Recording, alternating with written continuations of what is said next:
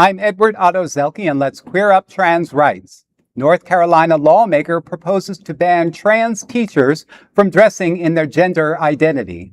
State Representative Erin Perret wants new legislation to enforce a sex-based dress code for North Carolina public school employees, requiring teachers to wear attire aligned strictly with their biological sex assigned at birth.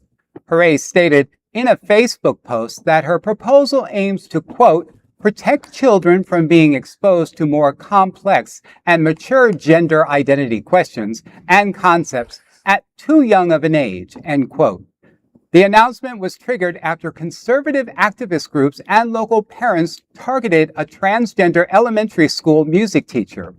The proposal has drawn swift pushback from civil rights organizations, education advocates, and legal scholars who point out that sex-specific workplace dress mandates like violate Title VII of the Civil Rights Act of 1964.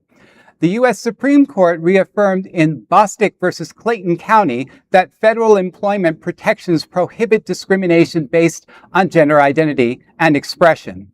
For LGBTQ+ educators and allies, this proposed restriction represents another attempt to target trans professionals in public life, creating hostile work environments under the guise of protecting our children. This is not about protecting our children. This is about erasing transgender educators from the classroom entirely. And my years of performance in LGBTQ+ advocacy has taught me that when you see young people, like a music teacher living authentically, like several of mine have, that you can live your own truth, and it's worth celebrating. Yeah, absolutely. Yeah. So just along the same vein, teachers are part of the community. Students, especially young students, have a strong affinity with their teachers. And when they see their teachers outside of the classroom, they like to acknowledge that.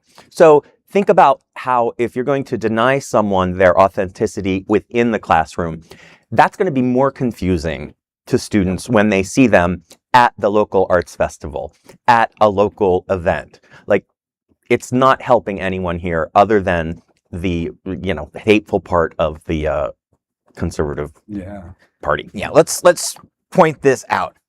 Whenever something trans comes up, a trans teacher, trans kids wanting to play sports, the entire works of government come to a screeching halt, and we must address this. There were like 40 kids in America trans kids that wanted to play junior high or high school sports. Yeah. We had a Supreme Court case on this. We had dozens of states stop everything and make sure that these kids were punched down upon.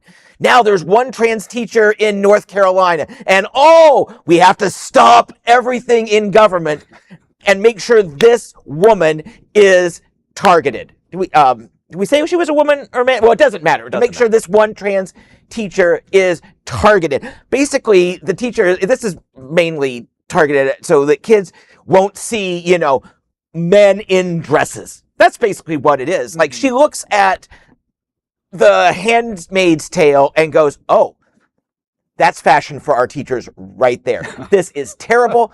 This is fascism. It's patently unconstitutional, even under this fascist court. Well, that's absolutely true. There's no other queer nonprofit media platform like this in the entire world. Support our LGBTQ stories by sharing them and subscribing to Queer News Tonight.